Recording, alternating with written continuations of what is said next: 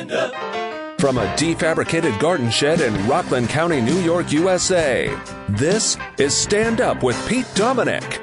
On today's episode, the importance of evenly distributed beard oil. And now, the podcast host who applies his beard oil like a hipster who's just inhaled an energy drink, Pete Dominic! Yes, indeed. Hello. Thank you, Pete Coe, who, by the way, is in Europe right now doing recon for us. Well, he's going to be interviewing just strangers on the streets with a segment called Annoying American or Coe on the Go or something like that. We haven't decided, but that should be a lot of fun. And I hope you have a good time, Pete. And if you're listening to the podcast, how dare you? You should be on vacation in Scandinavia. That's where he is. Looking forward to hearing from him as always. Hello to you as always. Thank you very much for pressing play. I've got two amazing guests, very smart, great folks. For the first time ever, a columnist from the St. Louis Post-Dispatch. She's the home and family editor there, and she's a great writer and author whose work connects with parents trying to balance work and home life while raising kids in this complex digital age. And she writes about a lot of other things as well, politics and issues as well. She's also produced a short film about race relations in the Heartland, a collection of essays about being a Muslim mom in the Midwest, a fascinating woman, and I'm very excited to have her join me. For the first time, Aisha Sultan joins me, and it's been a long time since I talked to Qasim Rashid, but I bumped into him when I was co-hosting the Karen Hunter show live on the air. He joined us as well, and I'm very excited to have this author, human rights activist, politician, attorney, and guy who just calms me and makes me feel better about everything. Qasim Rashid joins me as well. Both of my guests today happen to be of Pakistani descent. They're both, of course, American now, and but I just a coincidence, I guess. I mean, it just so worked out with the schedule, and it just happens to be. I'd love to say I'm having some celebration of Pakistani American or Pakistani culture or something, but it's just the way it worked out. So but I'm very excited to have both Aisha and Qasim on today's show. And it's Thursday as I'm talking to you. Thursday. What am I, Pete Coe? And I'm very excited to see you tonight at our Hangout. If you're a subscriber, a member of the stand-up community, you can join us tonight live virtually. It should be a lot of fun, as it always is. Very much looking forward to those of you who are going to join me tonight. Can't wait for that. I do want to play one thing that I saw yesterday for you because I thought it was really interesting and helpful to explain an element of the trans issue or of the trans people's lives. And this video went viral yesterday when a UC Berkeley law professor got in a heated exchange with Republican Senator and insurrectionist Josh Hawley by questioning his, quote, transphobic commentary, a line of questioning during a hearing on the legal consequences of the Supreme Court's reversal of Roe v. Wade. That whole hearing is fascinating. But I thought this was enlightening for me, and I'm sure it will be for a lot of other people. And it also just makes this black woman look amazing and this stupid asshole Josh Hawley look terrible, in my opinion. But more than anything else, I think it was just enlightening for me to hear from this very, very brilliant law professor and this very, very terrible United States senator. Professor Bridges, you said several times, you've used a phrase, I want to make sure I understand what you mean by it. You've referred to people with a capacity for pregnancy. Would that be women? Many women, cis women, have the capacity for pregnancy. Many cis women do not have the capacity for pregnancy. There are also trans men who are capable of pregnancy, as well as non-binary people who are capable of pregnancy. So this isn't really a women's rights issue. We can recognize that this impacts women while also recognizing that it impacts other groups. Those things are not mutually exclusive, Senator Hawley. Oh, so your view is that the core of this right then is about what?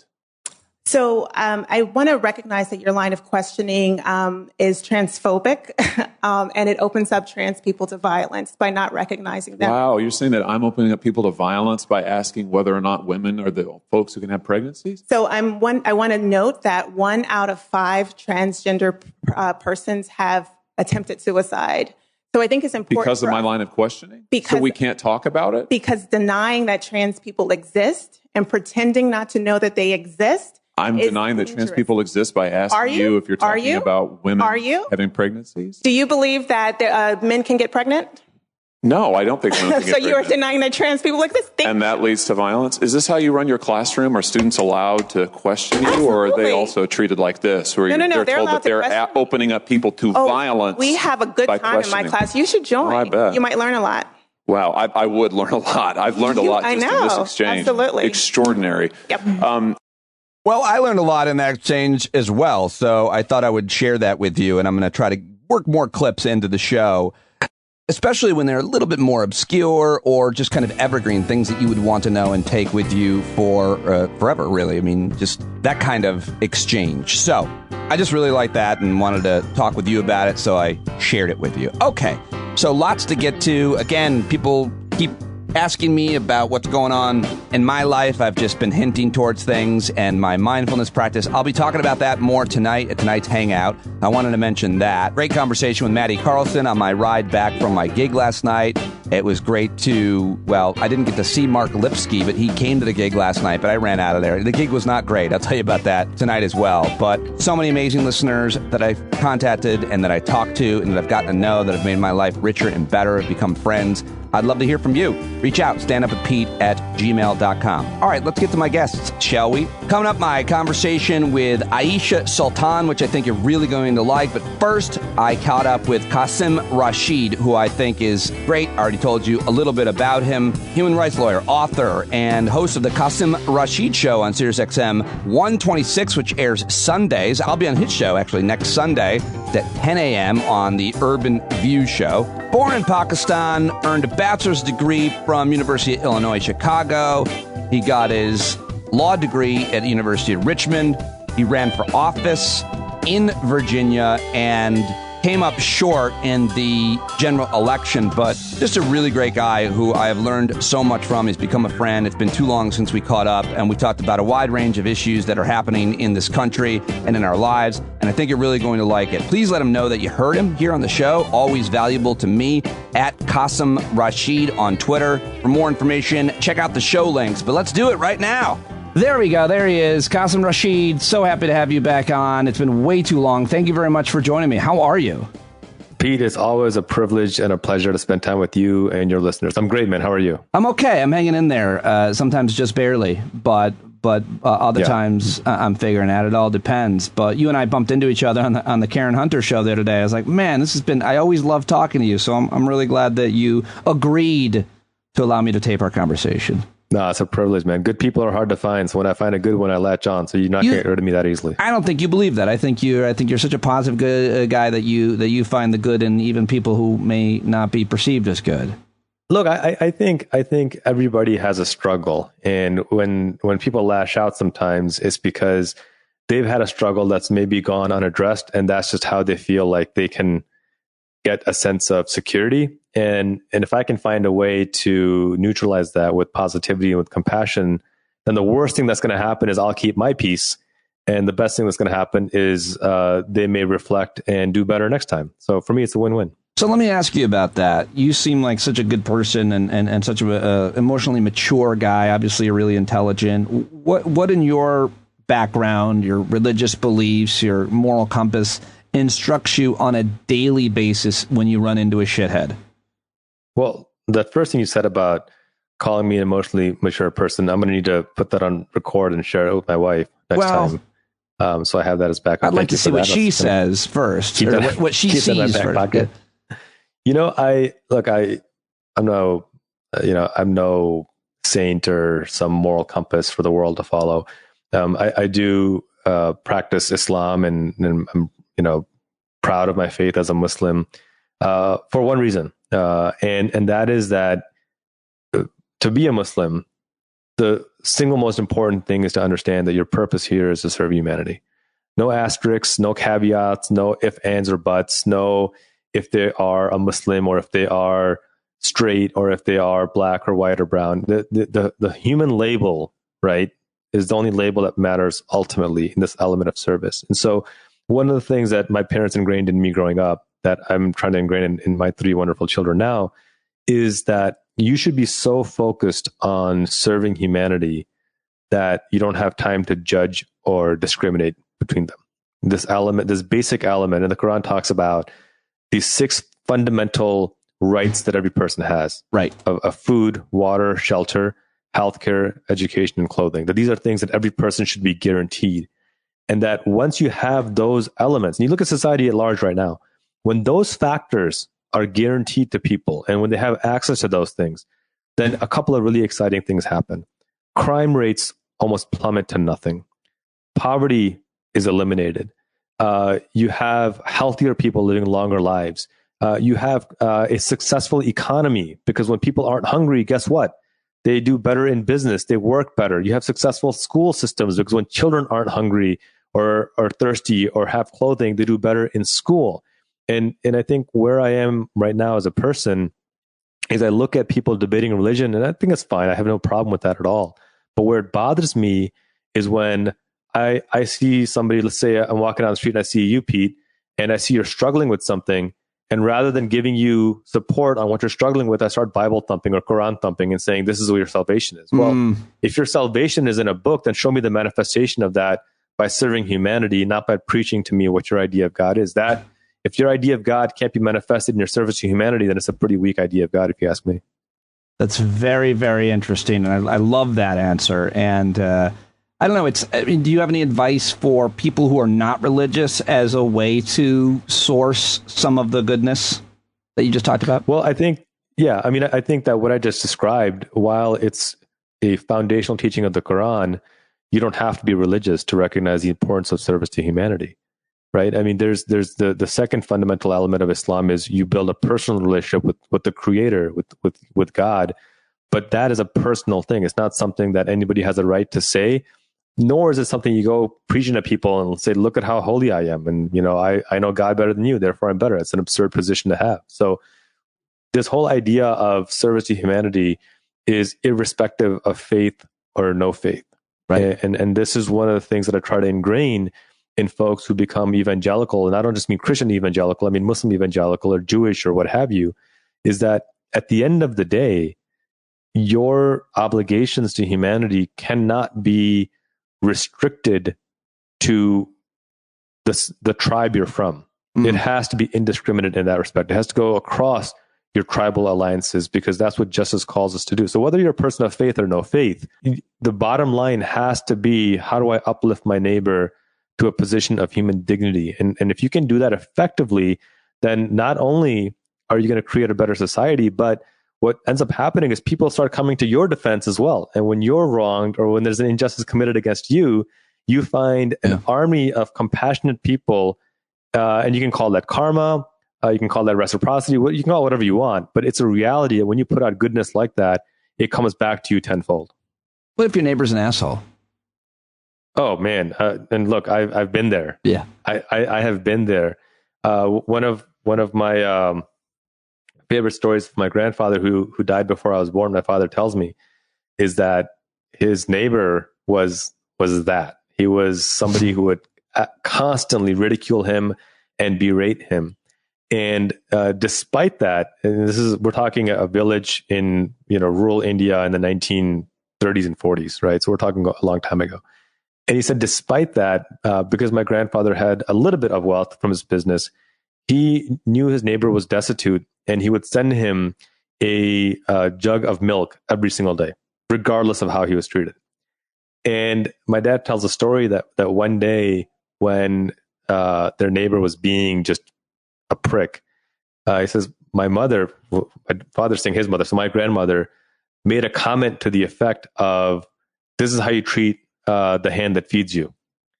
And my dad said that my grandfather got so upset at that comment that he went to his neighbor and apologized and gave an extra bowl of milk and said, we're sorry for our rudeness. And when my grandmother protested, my grandfather said that we're not giving him milk because we want some kind of reward from him or some kind of benefit from him. We're giving it because it's our obligation to serve our neighbor. And at the end of the day, the neighbor is going to continue to do what he's going to continue to do. But what that act did was the entire village ended up rallying around my grandfather, and his sense of nobility and his sense of respect and integrity in the village ended up increasing significantly. And so I think sometimes it's easy and hard to ignore, but it's easy to forget that your neighbor is not the universe, and him or her acting like a prick to you is not the end of the world. And it's hard to remember that life goes beyond that, and life is bigger than that. And people are watching, and people are learning based on how you behave. And whether your neighbor behaves well or poorly is not really under your control, but how you behave is very much under your control. And as long as you can keep your peace doing that, I think as a societal level, we can create an overall more harmonious society. And those who continue to insist on just being pricks are going to weed themselves out. So well said. And it makes me want to go grab a gallon of milk for my Trump-loving neighbor. But I don't know I don't know that they drink milk. Should I get oat milk? And you know what? At this point, and you got oat milk, you've got almond milk, you've got soy milk, you've got organic milk. I don't even know what kind of milk people drink anymore. What do you drink? I drink 2% organic milk. You do? Do you drink a glass of milk, Qasim? I love milk. Are you kidding me? Milk does a body good. I don't think so. I think why not? Because I don't know. Cow's milk, I don't think does do a body good, is my understanding now. Look, all I know is that I don't have any broken bones. I don't have osteoporosis. So I'll take it. Are you a little boy? Drinking a glass of milk? I'm a grown man who's forgetting that I'm getting older. I played full court basketball 3 weeks ago for the first time in years.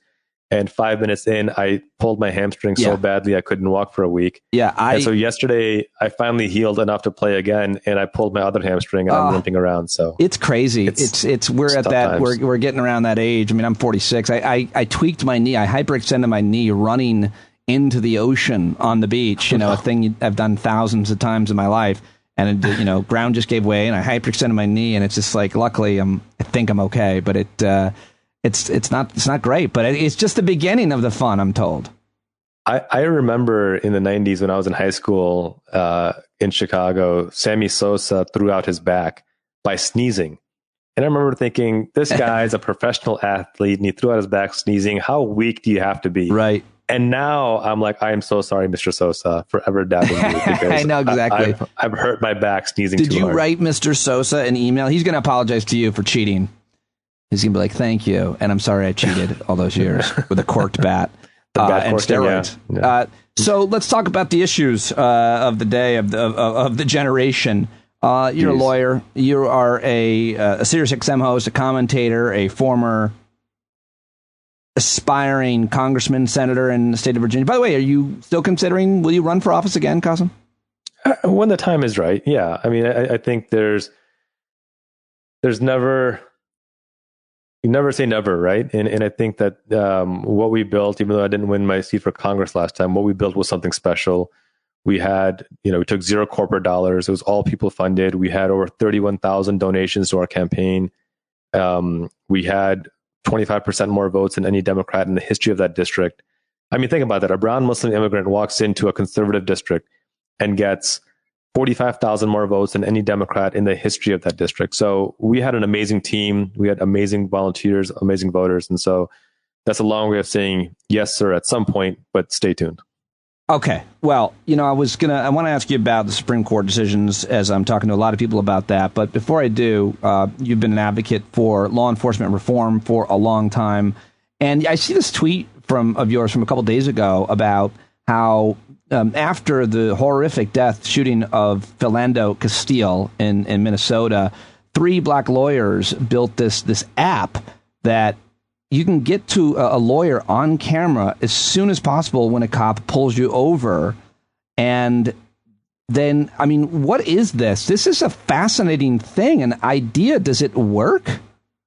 It's amazing. It's called Turn Signal. It was started by 3 black lawyers from Minnesota who realized that they needed to do more to serve their community, our community, the American community.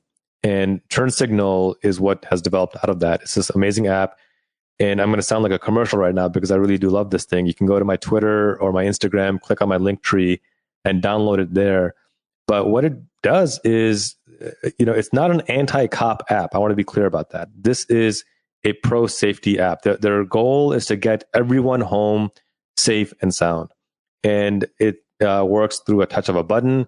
It works through voice command, and it allows you to call a lawyer immediately when you're pulled over, and not just in a car, on a motorcycle, on a bicycle, on a unicycle, if you want.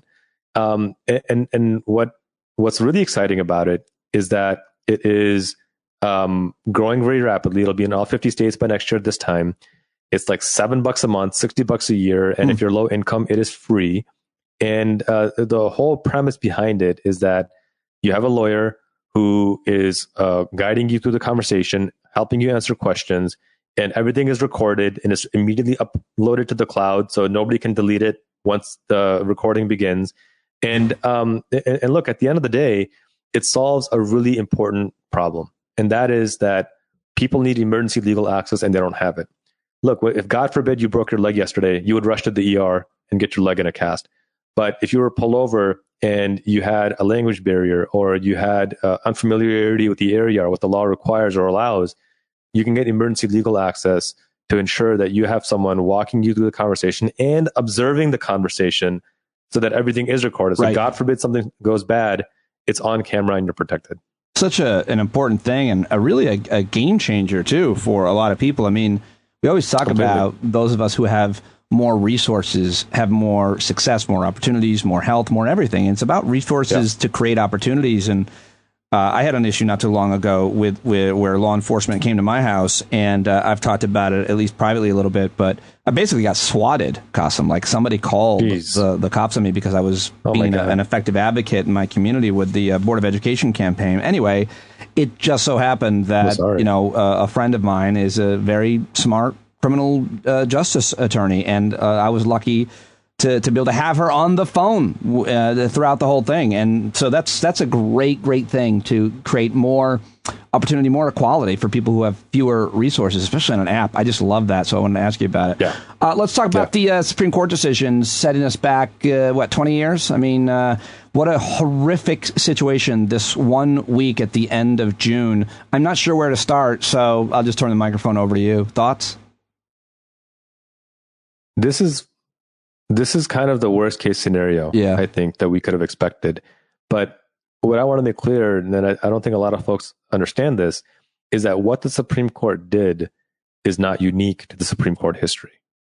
I did a thread on this a few months ago, just documenting how at every turn the Supreme Court has been one of the most restrictive, regressive, and unrepentingly immoral institutions. And it hurts me to say that as a lawyer, because you grow up, you go to law school, you see the Supreme Court as this like paragon of virtue. But every rule that the Supreme Court was supposed to uphold, they've broken. Yeah. You're supposed to recuse yourself if there's even the perception of impropriety, and they refuse to do that. You are supposed to rise above politics, and they've refused to do that. You're supposed to be honest during your hearings, and they've refused to do that. Somebody said, well, maybe they were honest that they believed it was settled law, Roe v. Wade, and now they changed their mind. It's like, if that's the standard, then are we going to reenact slavery because they changed their mind that human beings were equal and you can't racially? Are they going to overturn Loving versus Virginia, which overturned the ban on interracial marriage? I mean, where does it actually stop? And the few decade or so, maybe the 1 decade where we had a progressive majority on the Supreme Court is when the Civil Rights Acts were passed. Right. Beyond that, we have had a minority-ruled and minority-appointed Supreme Court throughout American history, and everything from Dred Scott to Plessy versus Ferguson to the slaughterhouse cases to Buck versus Bell, which enabled the mass eugenics of 60,000 black people, to Korematsu and the Japanese concentration camps, to Hawaii versus Trump and the Muslim ban, has been the result of this right-wing SCOTUS that has never truly reflected the will of the majority or any kind of sense of justice that the Constitution calls us to uphold. Well said. Yeah. So where does it leave us? I mean, how are you reacting to this? How are you? It feels like such a helpless situation because there seems so little that can be done. And you leave the Supreme Court and you start thinking about the midterm elections coming up, and you leave there and you start thinking about the 2024 election where President Biden will be 800 years old and he might be running against Donald Trump. I mean, where are you finding hope? I think there needs to be First of all, more accountability from the executive branch. President Biden needs to do more to hold the Supreme Court accountable. Look, the Supreme Court is not, or was never meant to be this unaccountable branch of the U.S. government. It's a co-equal branch as the executive and the legislative branches. And those branches have the power to hold the Supreme Court accountable. We can impeach justices. We can pass term limits. We can legislate areas of law that the Supreme Court does not have an opinion in anymore. They can't comment on anymore, such as privacy rights, such as voting rights. It's absurd that the Supreme Court is even opining on things that are already settled law. I mean, voting access is a settled law. Why are we even having the Supreme Court opine on something like that? It's nonsensical. That's one thing we can do. The second thing we can do is recognize that where we are now is not the result of random chaos. It's the result of a systemic, well-organized, well-funded attempt to undermine our democracy. And the solution to that, and I want to be very clear when I say this, is starting with voting. A lot of folks hear that and be like, oh, well, we already voted and we're still here. Well, look, vote again. John Lewis said democracy is not a state, it's an act. And every organization in the world, every government in the world, every country in the world, when people became apathetic, fascism took hold. That's just the way, unfortunately, life has worked throughout American history, throughout world history. And so vote as the very beginning. Beyond that, volunteer for candidates you believe in. Donate to candidates you believe in. Knock on doors, send text messages. And if you can't find a candidate, then damn it, run for office yourself. And I don't say that as a taunt. I say that as an encouragement, because that's what got me running for office. That's what got me engaged when I got sick and tired of seeing this. And I'm telling you, it's made a big difference. And then finally, we can pressure Congress to pass legislation to reel in the Supreme Court. Demand a sense of accountability. Supreme Court justices can be impeached. And for those who are lying, they should be impeached. Look, as a lawyer, I can tell you, when you apply for your bar license after you pass the bar exam, or when you even take the bar exam, they ask you every conceivable question. I had to disclose toll violations that I had a decade prior. Toll violations. I had a friend of mine who had a reckless driving ticket from 15 years earlier that he had to go before an ethics committee and tell them why he shouldn't be held accountable for a reckless driving ticket when he was 17 years old. It was absurd, but that's the level of integrity that they demand. If a Supreme Court justice lies before the Senate and the country, why is that not an impeachable offense? Why should they not be removed from the bench for a grotesque violation of that trust? So it feels hopeless, but it's not, because we still have the power to act, to vote, and to bring about change in this next election.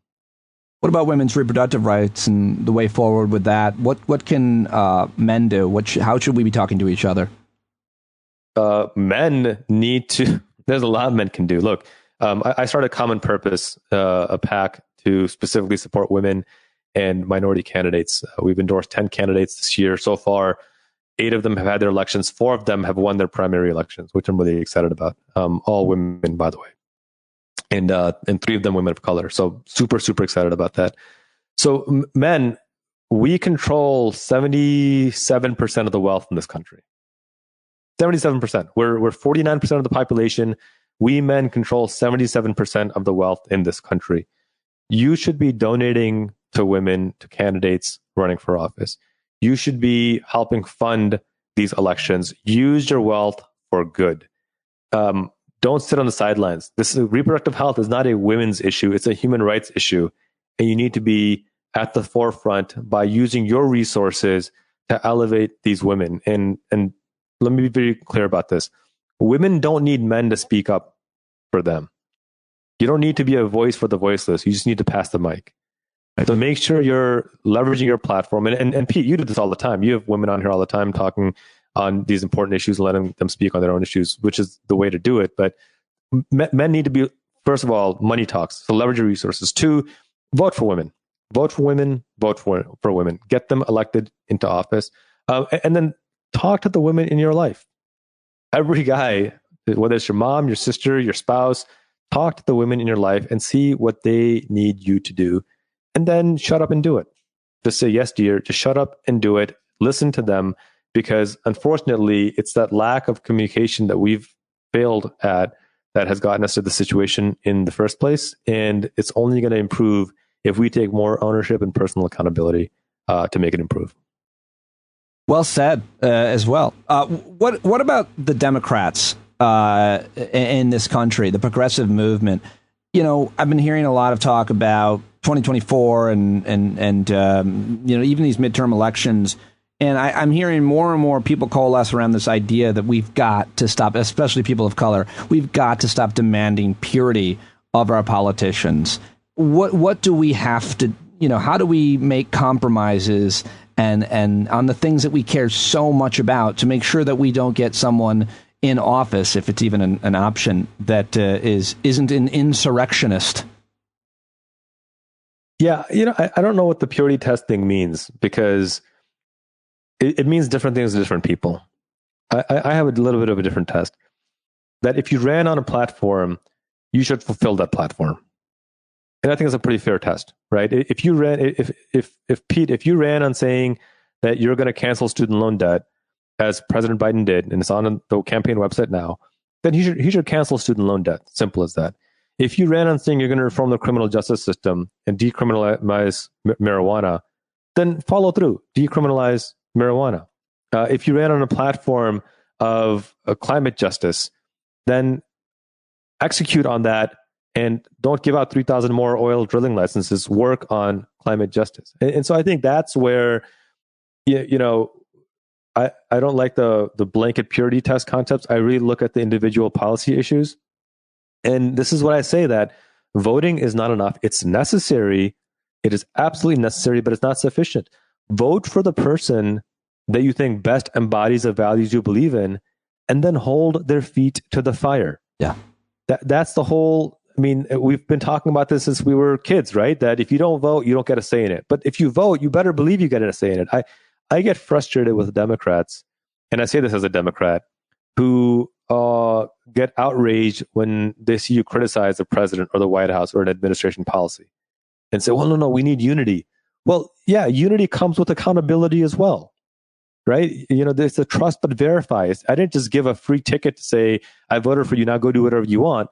No, I voted for you, and now I'm going to hold you accountable to what I voted for you to do. That's how politics works. That's how public service works. This is not a benevolent dictatorship, right? This is a democracy.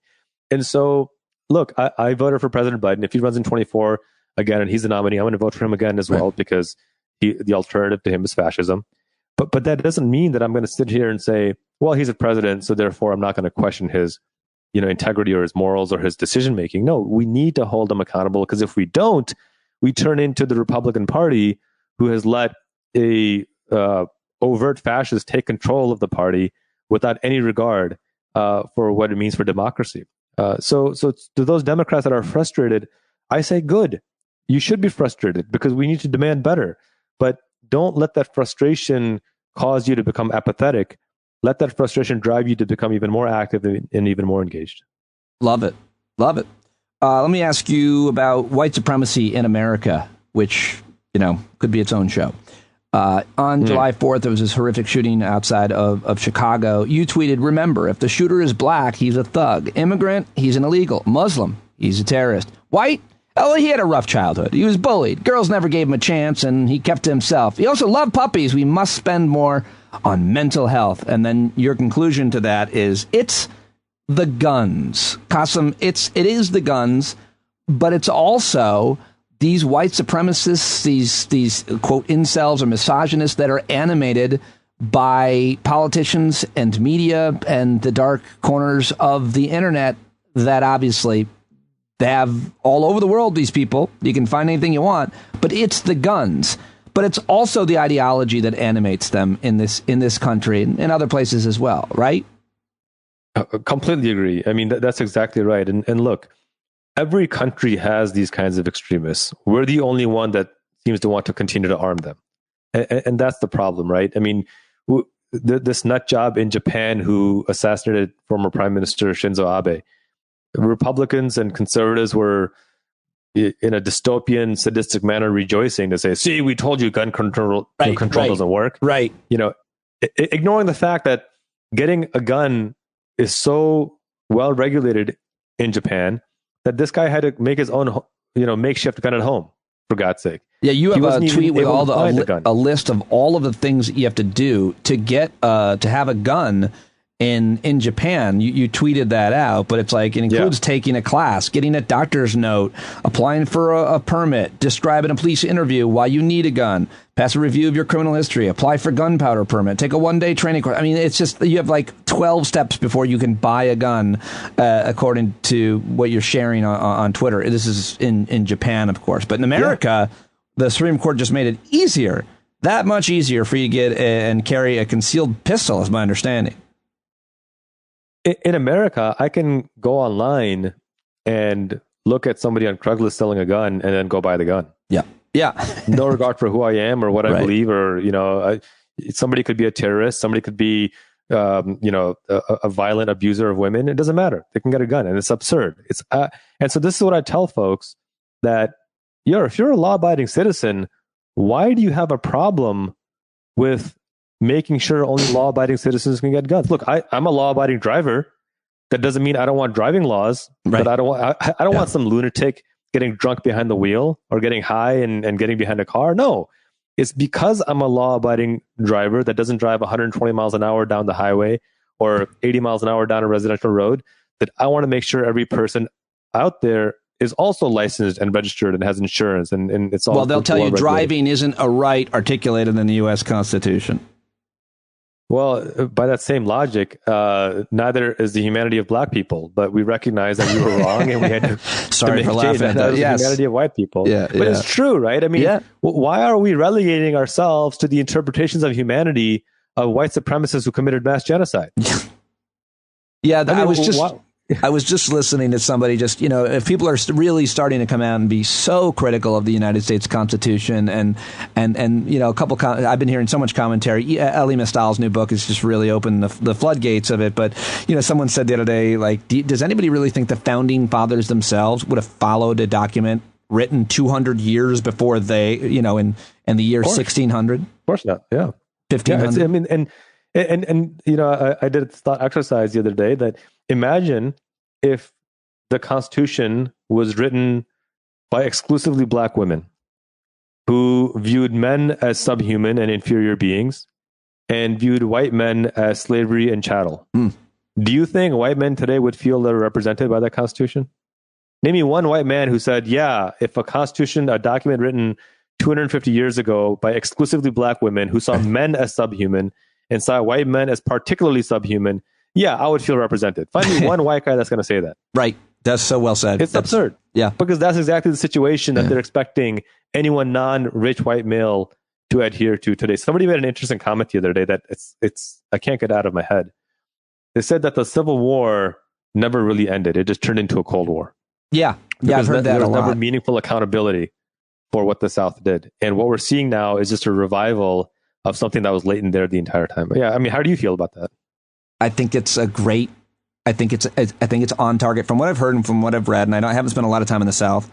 But the idea that the South is going to rise again is an idea that has been passed down generation to generation since the end of the Civil War. They never gave up. I mean, they got the flag, they got the slogans. They're still celebrating Confederate soldiers in many ways with schools and streets and parks and everything else still being named after them in statues. And so I think that's brilliantly said. I think it's accurate, and I think that's where we're at. I mean, we haven't even admitted as a country in an official way, I don't think in any official way, that slavery was a horror the way Germany has with the Holocaust. I mean, you can get married at a plantation, Qasim. In the Holocaust, those are concentration camps. Yeah, exactly right. I mean, and there was never a Truth and Reconciliation Commission. Look, I lived in Virginia for a decade, and in Richmond in particular for about 6 years. Even now, there are elected members of Virginia's, somewhere in the Board of Supervisors or whatnot, that will refuse to call it a civil war. Jeez. It's the war of northern aggression. Right. Yeah. That's what they call it. And so it is absurd, but it's a reality, and I think we need to acknowledge it. Michael Harriot makes a great comment that I think about a lot, that every progress that the United States has ever made, two things are true. One, the majority of white people voted against. Yeah. Two, it passed because of a coalition of white people, black people, and brown people. And that's where I put my hope and effort into, that every progress has always been black, white, and brown working together, as it's supposed to be, as what makes this country so great. People across race and gender working together for this common cause of humanity. So that's where I keep my optimism. And you talk about white supremacy, it's a reality, but it can be eradicated with black, white, and brown people working together. How's that? I love it. How's that new governor working out for you there, Glenn Youngkin in Virginia? Well, I'm in Illinois now, but he is Trump Jr. He believes everything Trump says. He just says it a bit more eloquently than Trump. Oh, did you move? Did you move? Yeah. I'm in Illinois. Oh, I didn't realize that. Oh, forgive me. Yeah. Well, yeah. I didn't make like some big announcement for it, but this is where I grew up. It's where I went to college. It's where I got married, had my first kid. So there you go. This is home. All right. And here at the end, give me something joyful. How are the kids? How is life there? What are you up to? What are you doing to find joy? So my kids, my eldest is 13, and he just figured out how to do a Rubik's Cube. Oh, wow. And he's done a 2x2, a 3x3, and a 4x4. And it's just brilliant watching him because he can do it like in under a minute, which is amazing. I love it. My 9-year-old asked me if I'd be okay if he only won one Nobel Prize in physics.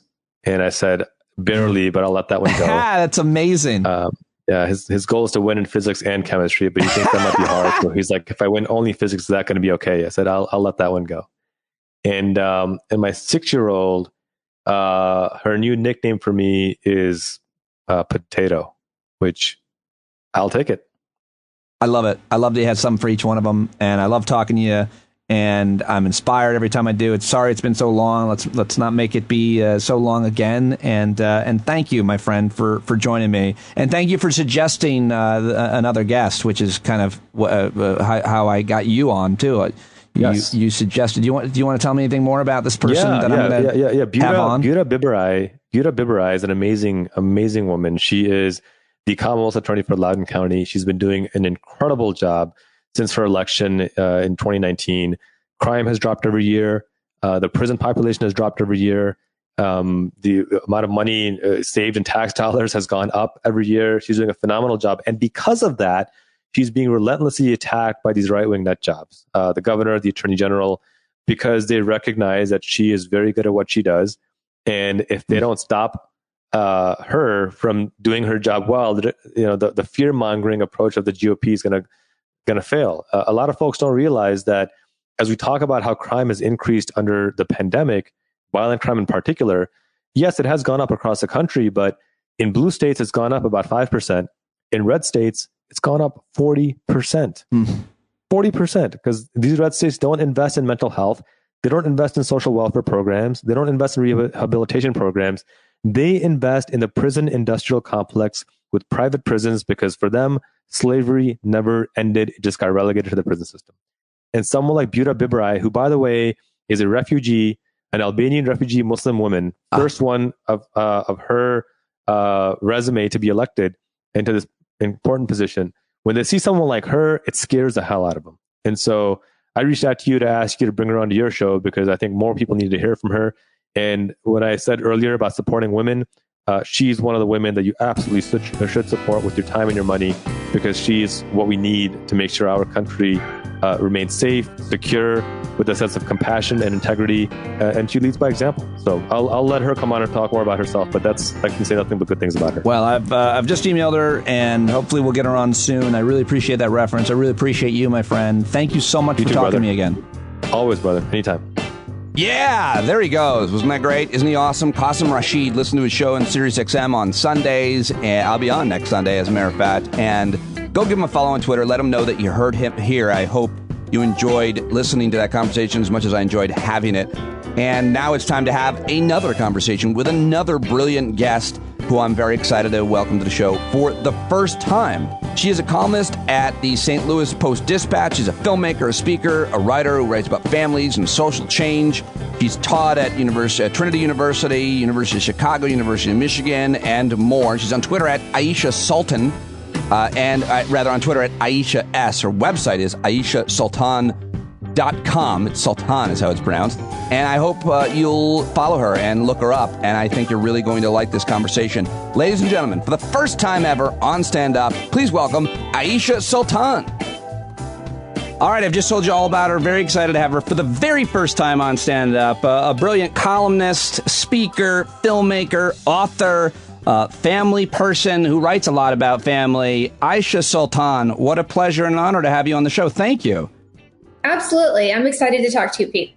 So you grew up, just a little getting to know you and establishing the credibility that you have here, just for folks listening to the podcast that might not be familiar with your work. I've told them a little bit about you. But you grew up in Texas, and now you live in St. Louis, Missouri with your family, and you write this column there, and I feel like all the columns you write could be pretty relevant to the rest of the country, obviously. But tell me a little bit about how you got to where you're at, anything you want about your background. So my parents are immigrants from Pakistan, and my father originally came to Chicago in the late 60s, and then he brought my mom, after they had an arranged marriage, he brought his new bride to Chicago in the 70s, which was like, in the winters, feet of snow, freezing cold. And so shortly after I was born in Chicago, and so was my sister right after me. They were like, we need to get the heck out of here. We need to go somewhere warmer. So they went to Houston, Texas, which is where they've stayed ever since, which is where I grew up. And then I went to college in Texas, and for graduate school, I went back to Chicago. And, here's the thing. I never intended to be a journalist, never took a single journalism class. I studied sociology, and I thought I was going to get my PhD, and that's what I was doing at the University of Chicago. I was in a master's program, and I just really missed, but I had worked on my college paper, and I loved it. And I felt like when you have a degree in sociology and international relations and some of these subjects, like you look at, okay, what are my most marketable degrees in which I could get a job right now? So I was able to do a bunch of internships at different newspapers around the country, the St. Louis Post-Dispatch being one of them. And I ended up dropping out of grad school and taking a job, which I thought would just be for a couple of years at the St. Louis Post-Dispatch. And now I've been a writer here and now I'm dating myself, but almost 24 years. Wow. 13 of which I've been writing a column. But previous to that, I was a news reporter. That is an interesting journey. Wow. It's totally unexpected. And I think sometimes, people who work at newspapers, you learn the craft of journalism by doing it. Sure. You learn how to interview people, how to dig up information, how to do research, how to put it together in a way so people can read it, understand it. And I got sort of that boot camp training, like just by doing it on the ground. But you kind of learn how to think and how to think about the world and make connections about what's happening in the world and why it's happening and who it's affecting. And so I just ended up being able to do what I really am most interested in is writing about things I really care about and that I'm really passionate about from a perspective and an opinion. Yeah, it's not always easy being a Muslim, brown, probably a little left of center writer in the Midwest. Certainly with the rise of Trump, there was a different type of pushback on the writing I was doing. Yeah, that's a nice way to put it. Yeah, you can be more, if you'd like, specific about an actual instance if a thing happened. I mean, did you have 4 years of threats? I mean, what kind of stuff did you get as a result of your columns and the things that you were saying anywhere? Well, I think to be a woman writer, especially on, writing publicly on issues that a lot of people have very strong opinions about, sharing that online, being vocal and outspoken, you're going to you're just going to attract criticism that is personal. And in my case, racist and sexist and xenophobic. I will say, having been, and a lot of journalists have experienced this throughout our careers. Like we write things, people disagree with you and they send you like mean emails or whatever. They send you threatening emails. But what happened, I would say in the years leading up to Trump, was different than what I had seen in the previous 15, 20 years that I had worked as a journalist. I didn't see people who just denied the right of someone to have a different opinion for them and felt like I should be able to threaten you, or I should find a way to silence you, or I should denigrate your religion or your background or your ethnicity because I disagree with what you're saying. That was new.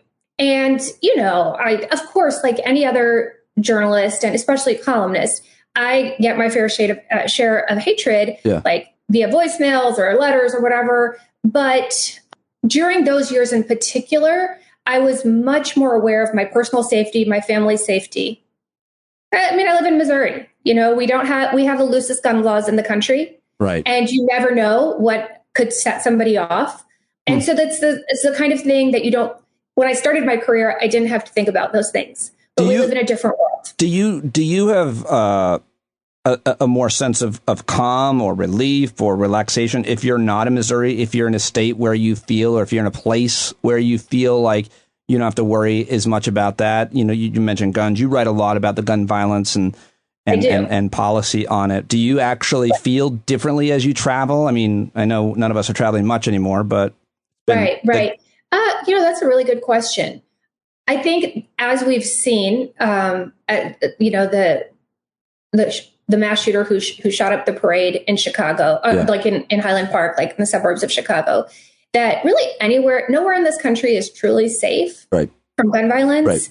I think that I feel sometimes more comfortable if I feel like I'm in a more diverse community that is more open to hearing different points of view and not feeling threatened by different people or people who look different than them. I do feel, I mean, you know, Texas has its own political problems.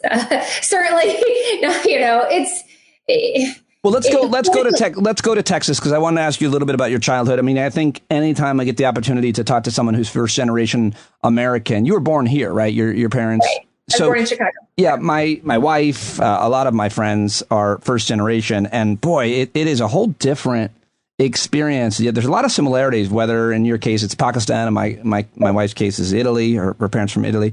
But I mean, what was that like growing up a brown Muslim girl in Texas, first generation? Were you kind of like, did you have siblings, and were you you know, the translator? Your parents spoke good English. I mean, what did you have to navigate, if anything? That I know that happens. Right. So I'm the eldest of 6 kids. Oh my God.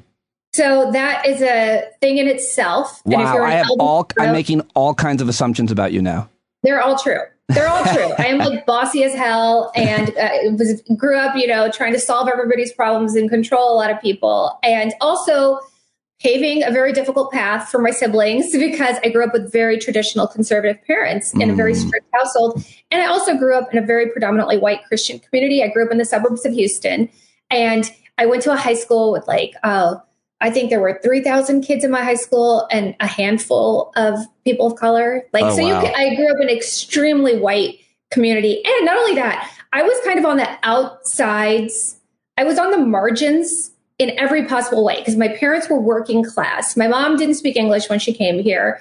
We were brown. You know, we were not white. We were Muslim, and it was a very Christian community. And, you know, so I just felt like in every possible way, I was different from the vast majority of people around me. So what that does, if you grow up that way, it makes you a keen observer of people, of power, of the way things work. And I recently had a chapter I wrote in a book about growing up Asian in America, in which I talk about this experience in middle school, in which there was this boy we would both wait in the pickup line for our parents to pick us up after school.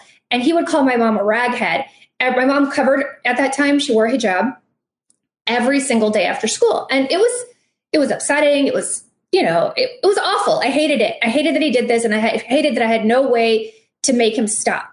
So one day I went to our guidance counselor at the time, who I'm sure he thought he was doing his job as best he could, but you know, he was a middle-aged man in Texas, and he said to me, Aisha, he didn't even say my name right.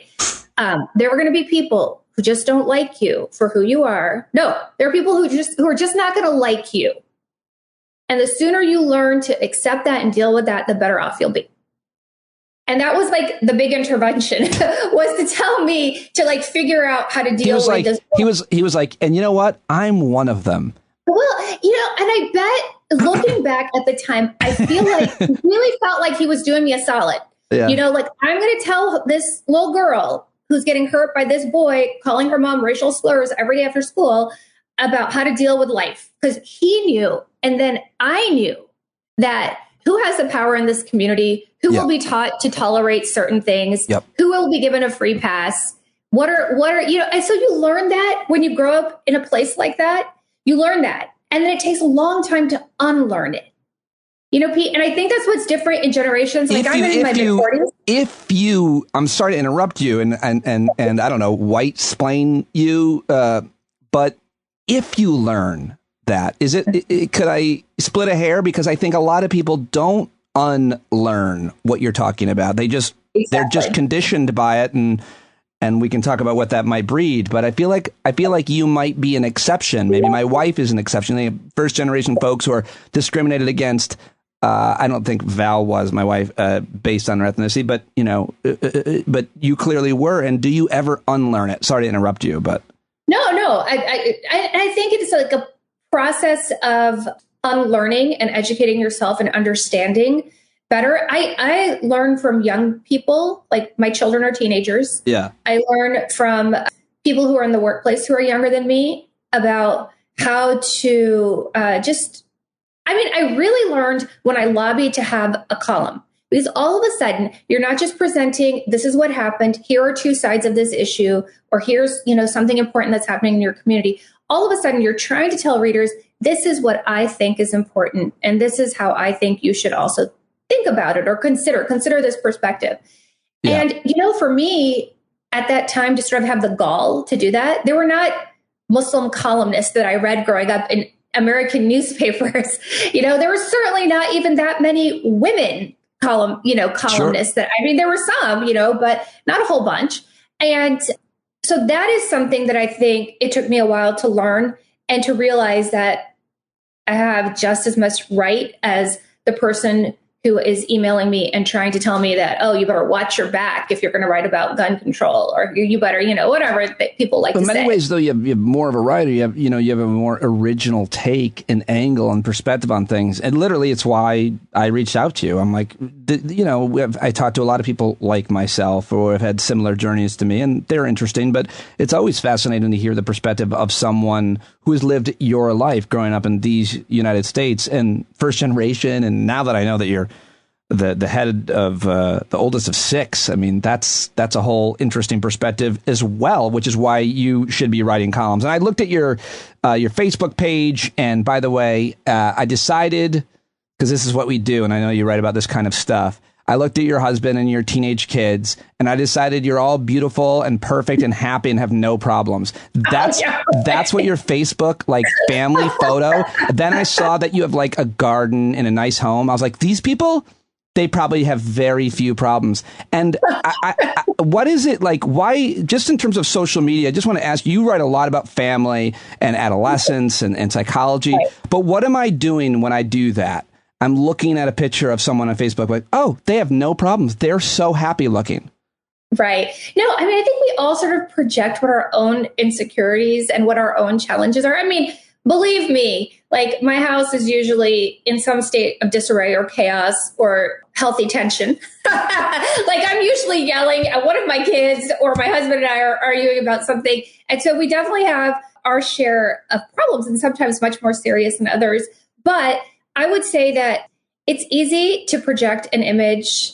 And what I've done on my Facebook is when I first got on Facebook, it was a place for family and friends and to share updates and to be a little more honest and authentic. But then as social media changed, it became much more protective. And as I started thinking a lot more about my kids' online privacy rights, did a lot of research and thinking and writing about that. Sorry, speaking of kids, I can hear my daughter and my doggy coming in right now. Well, I want to interview them because my next question is, not that your daughter would know, but how much different do you think your kids growing up second generation with a more, quote, traditional, dare I say, normal American childhood with, I don't know what your socioeconomics are, but, you guys seem to be, quote, successful. What's the difference between growing up the way you grew up in Texas I don't know, I cannot possibly imagine how old you are. You look very young. But whenever you grew up versus your kids growing up, in terms of the immigration issue, in terms of the ethnic, do you have to I asked them about that too. And also my husband is biracial. His mom, both his parents are passed away. His mom was white. His father was South Asian. And so my husband's more white passing than I am. And although he has a very Muslim name, he was born Muslim. So he's dealt with a lot more problem. And he wasn't actually an American citizen until recently. He was a British citizen. So he dealt with a lot more problems when he was traveling, especially internationally, than I ever did. I mean, it was a lot. But I had to talk to my kids about that a lot because, and I was explaining this to a friend of mine who is also an immigrant, a European immigrant. I said, for people who are not part of the majority in America, the path to figuring out your identity is a real thing, especially if you have a multi-layered identity. And most of us do. You know, I identify as Texan, Midwestern, a mother, a woman. My parents are originally from Kashmir. So Kashmiri, you know, I Muslim, a writer, a journalist, like I have all these identities, and it takes this period of like negotiation and figuring out, where do I belong? Because that sense of belonging is so fundamental and important to human beings. And if, like me, you grow up feeling like you don't really belong in the community that you're raised in or the school that you go to, you go through this process of seeking out where you do belong. Where are people who understand me, who either have experiences similar to mine or see the world the way that I do? And so, I mean, that's something I have talked to my children about. I think them being digital natives and us, you and I, being of similar generations, being digital immigrants, have had very different childhoods that have been, you know, fundamentally just different because of the role of technology. I mean, what was the role of technology in our lives growing up? That is like fundamental to their experience growing up. I read that. It's interesting that that's the answer that you settle on. I was thinking of all these other kind of traditional things that I could imagine about the immigration, the difference in terms of first and second generation immigrants. But you're kind of landing on the more stark difference about all of us here in America, which is how the digital age has affected them so much differently. And I know that I read that you like did a sabbatical where maybe University of Michigan or something, where you actually studied this issue specifically, how digital technology was affecting. Is it family? What did you do there? Because I thought that I was really interested. Because so at the time, my kids were like, kindergarten, second grade age. They were very young. And I was newer to Facebook, and I would share a lot of funny stories about them. And then one day, my son, who's 5 at the time, said to me, after he said something that I had a response to that he could tell I thought it was very funny or cute, he said, "Don't put that on Facebook." Kind of stopped me in my tracks, you know, for a five-year-old to assert and say, like, this belongs to me. Like, I don't want the world to know this. And it made me think about how at that early moment in time, we were sort of reflexively just wanting to find a sense of belonging as parents of young children, working mothers, and trying to find a sense of connection. We're just sharing things unthinkingly. So I studied a lot about like privacy rights, and I interviewed and, you know, participated in surveys, created surveys to look at the way people were sharing information about their kids. And now I think people are a lot more thoughtful about it. Like, I don't post anything or write anything about my kids without their permission, explicit permission. Like, is this okay? You know, and I try to really limit what I say about my struggles with them and try to put it in a larger context of like what everybody's going through, because I have to respect their privacy. But I will say that I think what this generation, what our kids' generation is going through, like with their anxiety, with attention issues, with social things they're dealing with the intensity of competition and fear that they're growing up with, has a lot to do with how immersed and how they've grown up in a technological age that had no holds barred for them. Like, we let social media companies and technology companies profit off this generation without any regulations, without any safeguards for them, without any safeguards for their privacy. And I felt like that was a huge failing of us, of our generation, to not protect our kids better.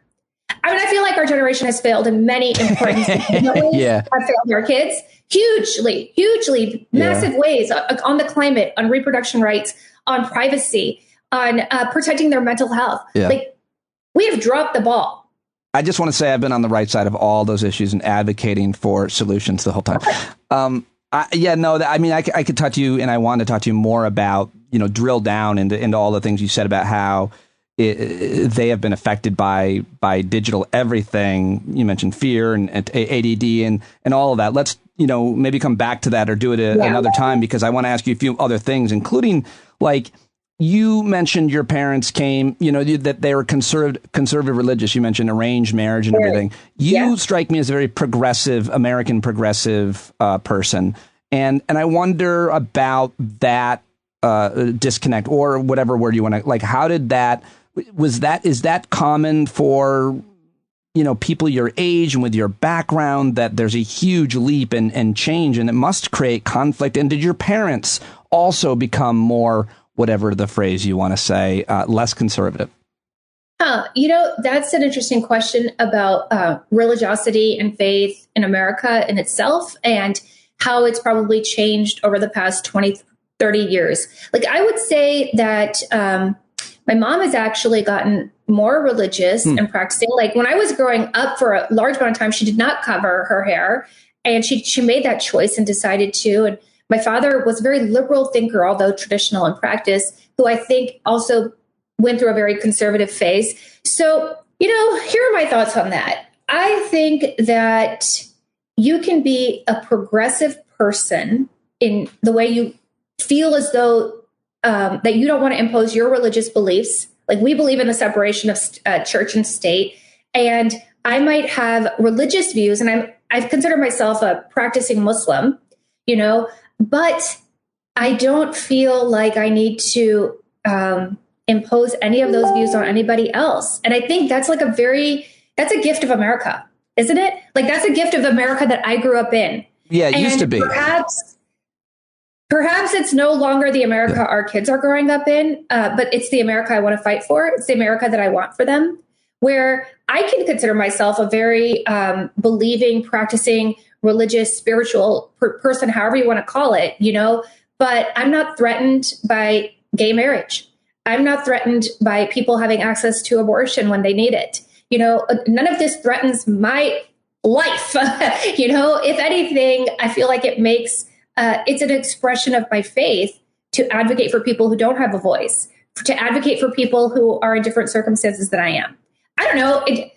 Do I sound ridiculous? I mean, do I sound naive or Pollyanna-ish? No, you sound like really what I'm actually, my honest reaction is not about you or however you identify your religion. Yeah. It's more like I'm thinking a lot about just my own practice and my own morality and so on. And, I'm not religious. I was raised Catholic, kind of.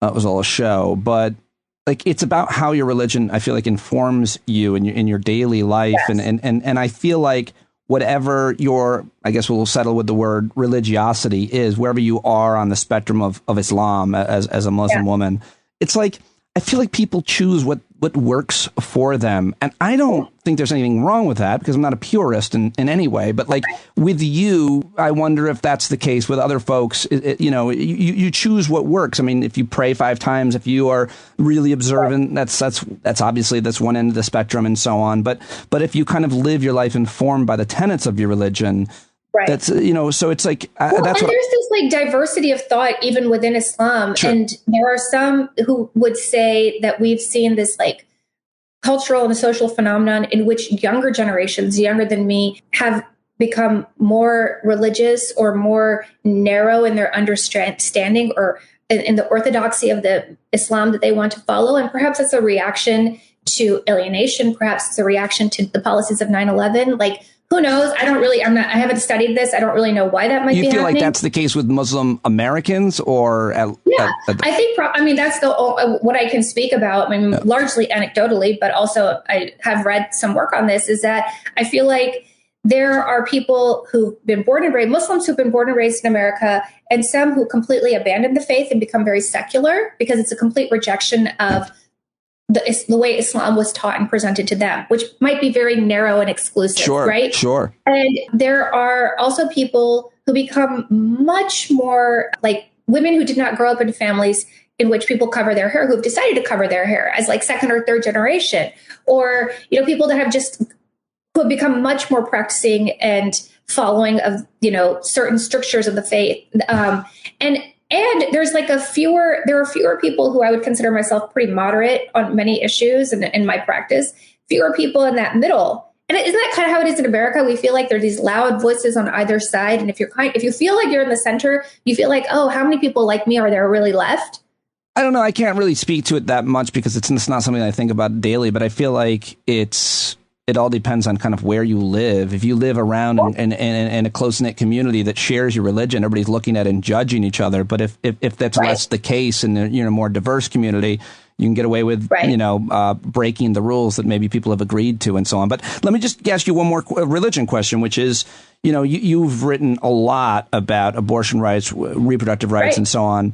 The thing that always bothers me about religion, certainly all religions and obviously in their more fundamental forms, is the patriarchy, is the misogyny, is the sexism, the gender inequity. And you can point to any religion, the big three or the rest, and that's obviously at play in all of them in different forms in different ways. In the United States of America, Christianity is the dominant religion. And unfortunately, though the evangelical right-wing Christians, there aren't that many of them, they have a tremendous disproportionate amount of power, including at the Supreme Court, which you've also written about. How do you square things like arranged marriage, you mentioned earlier, with your parents or your own identity as a Muslim American when it comes to those issues of misogyny and patriarchy, et cetera? I think that, pretty early on, because I considered myself a feminist at a very, very young age. How'd that go? I think my parents really encouraged me to read whatever I wanted to read. Good. And if you want to be, I think there's probably two things that you need to do to be a parent, and what I have learned in making a ton of mistakes. And one is feed your kid and love your kid, right? Make sure they're safe. And then let them read and expose them to as many different points of views and books, and take them to the library and let them check out and read whatever the hell they want to read. That is so fundamental to my parenting, and also the way my parents raised me. Let me read whatever the hell I want. Right. And also they talked, my father at least would try to engage with me on what was happening in the world. And I try to do that with my kids. When Roe v. Wade was overturned, I talked to both my teenage kids about it. I've written about how to talk to your kids about it and what you should say. Especially if you live in a red state, in a prohibition state, how do you keep them safe? How do you keep their friends safe? How do you try to do that? But here's the thing. I learned to separate what is culture and what is religion. And this idea that religion is man-made, and what a person of faith considers to be divine does not always need to be filtered through a patriarchal system, and that you can understand the historical and cultural context of why certain things were in place in the period of time 1,400 years ago or 3,000 years ago or 5,000 years ago for different faiths, why they were there. That was also where being a sociologist helps me understand the way power works, the way societies work, the way that why different groups want to control different people and help keep society a certain way. So I think that, and this of course is very much a product of, I guess, a secular liberal education that I've had in this country, that I can see what is patriarchal in my own faith, for example, and then say, well, here's a feminist reading of it. Here's a feminist scholar who is able to look at the traditional original text and have an alternate explication or interpretation of it. Yeah, that's interesting. Here's what makes sense to me as a person. Here's the thing about being a reporter. Especially when I was a news reporter, I would see people in a lot of their worst moments, like someone had just died, something tragic had just happened to them. And when you have been in enough of those situations, I realized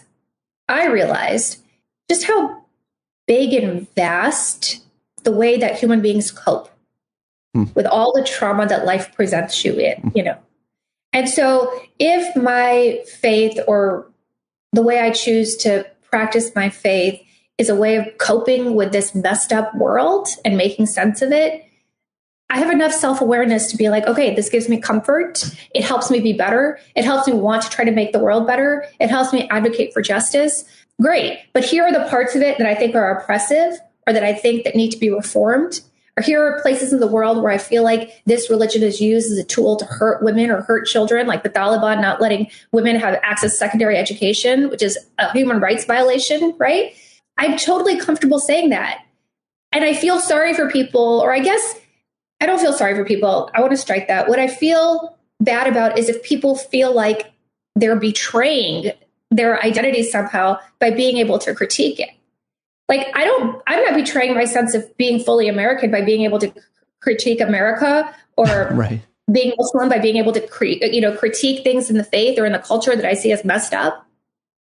Yeah, no, There's a stronger sense of self than that, Yeah, so well said. I love your interpretation of all of it, which is your own. And I think that's probably the way that most people should interpret it. And the way that you talk about the world being so messy and messed up and all of the uncertainty and whatever works for you, as long as obviously you're not affecting other people, which is why you and so many other, people who are not Christian have been kind of joking, but not so much about, this latest Supreme Court using all of that to get into the recent Supreme Court decisions on religion and schools and praying at schools. And, so many Muslims saying, let's go to the school and start doing our open prayers. And I've talked about how it would be best for Muslims because they're much more animated if they're in their prayers. They might have a rug. They might go down on their knees. It's demonstrative. Like, it's not an internal thing. It's like a visual. You can see right. what our prayer looks like. Right. And exactly. And better said. And so how that would be a completely different optic,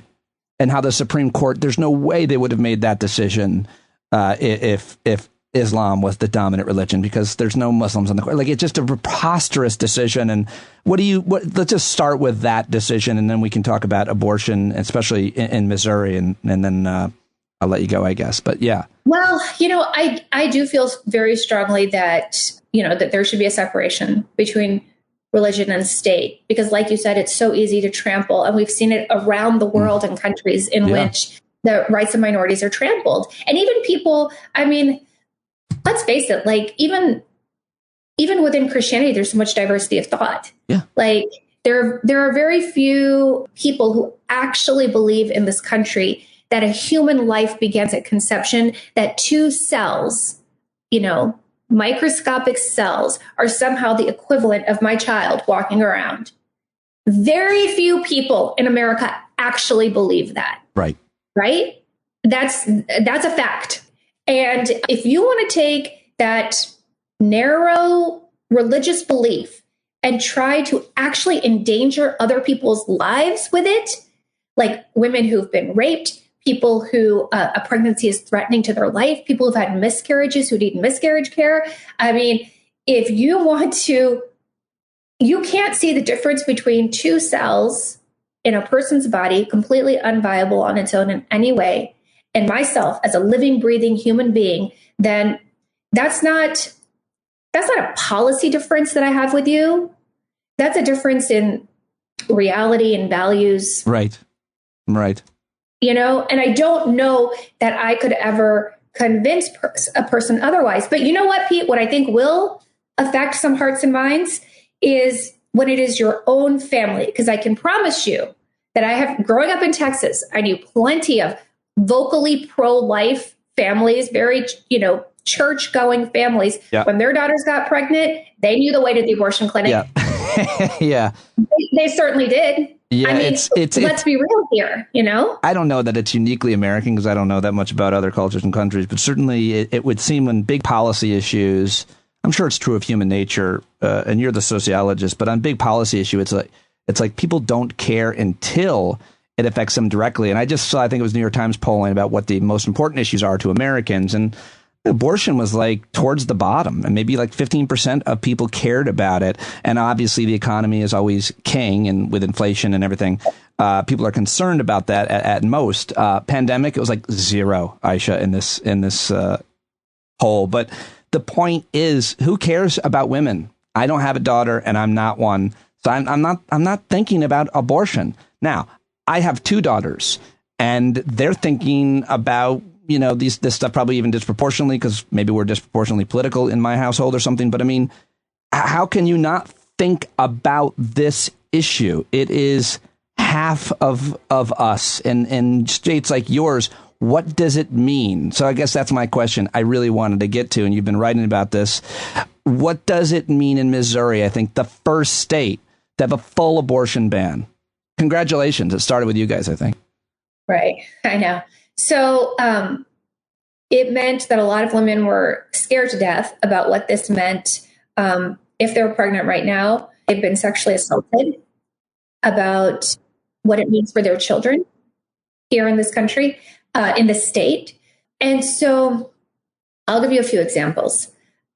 right now there's so much confusion about what is legal and what is illegal in this law. Like people are worried, well, getting an IUD, can I still do that? Is that legal? Is that not legal?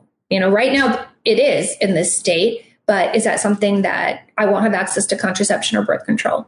Right. So one thing that's happened in the immediate aftermath, there have been businesses that have said that we will pay transportation costs. I mean, who wants to go to HR and say, I need to have an abortion? But you know what I mean? I mean, there are businesses that have stepped up, small businesses, mom and pop owned businesses that have said that we will make sure our employees are taken care of. Yeah, you mentioned, I read this in your article. Sorry to interrupt, but I read this in your article, and one of the big businesses was Dick's Sporting Goods. And I thought to myself, yeah, Dick's probably should provide abortion care because it's Dick's. But also, it's like you're a minimum wage worker if you're working at a sporting goods store, and yet they step up and say, we're going to provide you with, in this case, transportation. And by the way, that column was so great because there was so much in it about what organizations and what individuals are doing to adapt to this new paradigm in your state. And sorry to interrupt you with that, but I mean, I think. So the questions is like, what types of contraception are still legal and how can I access them? And can my doctor, if I have a miscarriage or if I have a pregnancy that threatens my health, can I still, what is the process for determining if an abortion or a D&C is medically necessary? We still don't know. So this is where we need hospitals to step up and say that we will, this is what we will do to protect women. Because what, here's the thing, Pete, even before Roe v. Wade legalized access to abortion in America, women were still able in this state to get therapeutic abortions. You just had to be wealthy enough to have a doctor say that this is going to be detrimental to this woman's mental or emotional or physical health to have this pregnancy. And then there are hospitals here that would be able to do it there. I mean, of course, this was for privileged people of means who could do this. But what we need to do is figure out how do we, until we're able to change the political reality, protect women's and, pregnant people's lives in this state. Like that has to be the number one priority goal conversation, right? And one thing that I've written about is people are worried about, okay, how do I need to safeguard my privacy if my child has a situation or one of my child's friends or one of my friends has a situation? Can I be held criminally liable at some point? Right now, that's not the case. So I just want to be very clear that that is not the case right now. But that is what has been talked about. That is something that is in the future on the horizon. And people thought that we were being alarmist when we said that they're going on Roe v. Wade. And that's exactly what happened, right? It's exactly what happened. So when I talk about all the dystopian, scary things that could possibly happen, like this is a reality. This is something that could very much happen in the next few years, if not the next legislative session. No doubt about it. Clarence Thomas talking about contraception and gay marriage and even gay sex, I think, sodomy laws. It is really scary. But listen, I'll let you go, but I have to ask one more fun question. Just this is the first time you've been on, and I could just talk to you forever. I really love reading your stuff, and I enjoyed preparing to talk to you as much as I have talked to you. But since your first time on, and since we're talking about such serious issues, outside of your family, which I'm sure you love and love to hang out with and do stuff, what are your what brings you joy? What are your interests, hobbies? What entertains you? What do you do when you can find free time, Aisha, if that's a thing? Okay, so lately I've become a bit of an amateur gardener, and I have been tweeting about my frustrations because I live in a suburb that has a lot of deer. Yeah. And I'm in this like constant war with like deer, squirrel, chipmunks. Yes. I mean, it's awful. It is not bringing me peace, Pete. It is bringing me anger. I can help you. I can help you. I'm in a similar situation. I've got a whole support group on Facebook called the Stand Up Garden Group. I have two. Okay, I need to join this group. You have to make peace with the critters. And it's hard, especially the groundhogs, especially when you're watching them. You won't do it. You will not do it. I will have to get you there because it's your fault. You grew this food. You're bringing, they don't know, but that doesn't mean you can't get rid of them. Don't get me wrong. And we can talk about double fencing. We can talk about spray, what works, what doesn't, because you want to be able to make that. I hear you. My issue is less about the critters and more about like when things fail, when they're not water, whatever, and like how much that hurts because you put so much work into it. I don't know if I'm like overwatering, underwatering. Right. Like I bought this jasmine plant. It died within a few weeks. I felt like such a huge failure. I mean, I have enough stress. And I feel like I've just, this like peaceful, relaxing, meditative hobby has done nothing but like skyrocket my level of stress. I hear you. It's when alive. When you're stressful and life is stressful and your hobby is supposed to be relaxing and you keep killing things, that you grew from infancy. It's hard, but you got to keep going. I'm encouraging you to keep going. It gets better. It gets better. I will. Anything specifically that you're growing? Well, I just got a hydrangea plant and thankfully that is still alive, but they really love a lot of water and we're in the middle of this like crazy heat wave. Yep. So like 5:30 a.m. this morning, I was out there like begging this plant to stay alive. I try to talk to them. I give them encouragement. Yeah.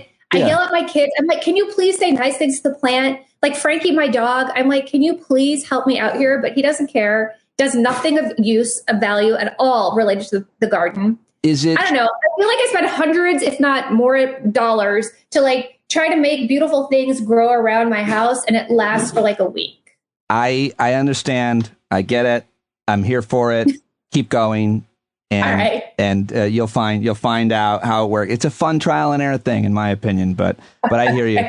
All right. Well, listen, Aisha, so great talking to you for the first time. I hope that you'll come back and talk to me more. We can drill down on all of these issues. And thank you very much for joining me. Absolutely. Take care. Have a great day. Bye. And there she goes, Aisha Sultan. For the first time on Stand Up, what did you think? Please go give her a follow on Twitter at Aisha S. SHAS is her Twitter handle, AishaSultan.com. And for more information, just check out the show links in today's episode. And that's all I've got for you today. I am so happy that I had both these guests joining me today. I hope you appreciated it. I hope you listened to it. I hope to see you listen to it all. I hope to see you tonight's hangout. If you're still listening, I hope you're well. I hope you're finding joy and your pathways through the struggle that life can often be. And I love you and I appreciate you. And I look forward to talking to you. Okay, you complete me. What am I doing? Am I proposing to you? Let's wrap it up, shall we? John Carroll, singer-songwriter, Grammy Award-winning co-founder of the Starland Vocal Band. So happy to have him as a listener and a subscriber, a supporter, and the writer of the song. Take us away, John Carroll, and go buy it, everybody, at johncarroll.org.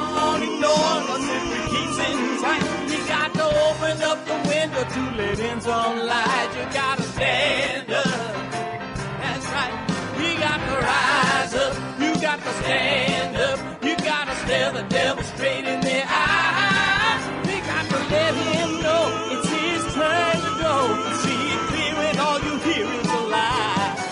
Don't get up off of your butt, get down off of your fence. Even if it ain't a very friendly audience, well, they'll begin to listen when you start making sense. And you stand up, stand up. No need to point your rifle to defend your town. Just stand up, stand up. You know they can't deny you what you're laying down. Boy, you better stand up, stand up. Show your face of every color, yellow, black, red, and brown. She's the place where every lost child will finally be found. There's only one thing to do before we stand our ground, and that's stand up, stand up. Well, the founding fathers saw a land for all. They had to stand up, they had to stand up. They had a keen imagination for a crystal ball, drawing all the plans of a stand up. But all they had to go on was the time they were in, with other causes for laws, and since they weren't even sin, they knew that change was gonna come before the change could begin. They had to stand up. All right, they had to stand up. We got to stand up. We got to look the devil square in the eye. We gotta let him know it's his time to go, and make it clear when all we hear is a lie. Why you lying awake wondering where the money all went? It'll be the cost of freedom that'll go unspent. You can see him flee the scene of that experiment if you stand up. All right, we got to speak up, we got to reach up and raise your voice in every way you know how. Don't be told up, you got to show up. Ain't no better time to do it but now. No need to pledge allegiance to no wanton tribe. Rise up, show attention to the voice inside and listen well, and it'll tell you not